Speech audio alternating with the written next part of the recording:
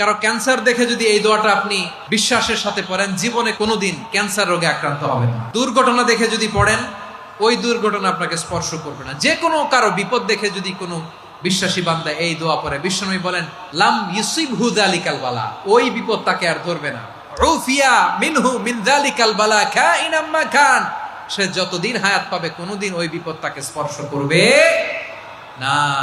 অনেক সময় আমরা দেখি হাসপাতালে ক্যান্সারের থার্ড স্টেজে চলে গেছে, লোকটা হ্যাংলা হয়ে চিকন হয়ে হায়রে কি কষ্ট পায় দেখি না।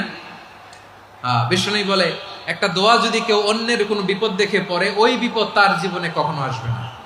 দুর্ঘটনায় মানুষের মাথা একদিকে, দেহ আরেকদিকে, ব্লিডিং, এরকম হয় না? আল্লাহ তুমি হেফাজত করো। বিশ্বনবী বলেন এই দুর্ঘটনা দেখে কেউ যদি এই দোয়াটা পড়ে, তার জীবনে সে কোনোদিন এরকম অ্যাক্সিডেন্টের সম্মুখীন হবে না।